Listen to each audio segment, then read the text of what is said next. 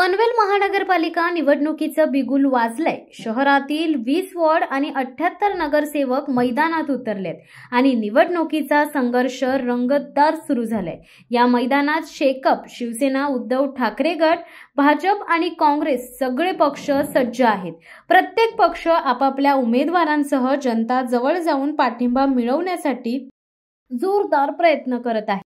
Shake up आपल्या परंपरागत ताकदीवर विश्वास ठेवत आहे, तर शिवसेना उद्धव गट जोरदार मोर्चे बांधणी करत आहे। भाजप आणि काँग्रेस देखील प्रत्येक वॉर्डमध्ये आपली छाप पाडण्यासाठी तयारीत आहेत। या निवडणुकीत काही प्रमुख मुद्दे आहेत। पाणी पुरवठा समस्या, काही भागांमध्ये पाणी तासनतास बंद राहते किंवा दूषित पाणी पुरवठा होत असल्याचे नागरिकांचे म्हणणे आहे।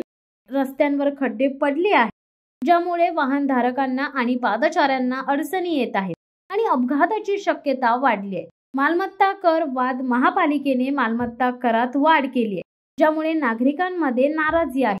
बोगस मतदार यादी, नागरिकांनी 1.6 लाख बोगस मतदारांची नावे मतदार यादीत असल्याचा आरोप केलाय, ज्यामुळे निवडणुकीच्या पारदर्शकतेवर प्रश्न उपस्थित झालेत।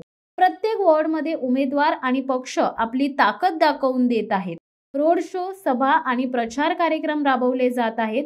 मैदानावर रंगतदार लढाई पाहायला मिळत आहे। या निवडणुकीचा निकाल फक्त पक्षांच्या ताकदीवर नाही, तर जनतेच्या सक्रिय सहभागावर अवलंबून असेल। तुमचं मतदान म्हणजे फरक पडणारा निर्णय आहे।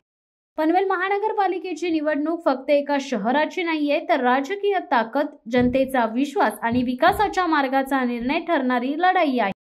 जगण्याची पद्धत, विकासाचे मुद्दे, जनतेचा आवाज आणि राजकीय रणनीती हे सगळं ठरणार या निवडणुकीतून। पनवेलकरांनो, सज्ज व्हा, मैदानात रंगतदार लढाई सुरू आहे आणि निवडणुकीच्या या रणभूमीत तुमचं मतदान ठरवणार आहे पुढचा नेता कोण। शिवसत्ता टाइम्स न्यूज ब्युरो, पनवेल।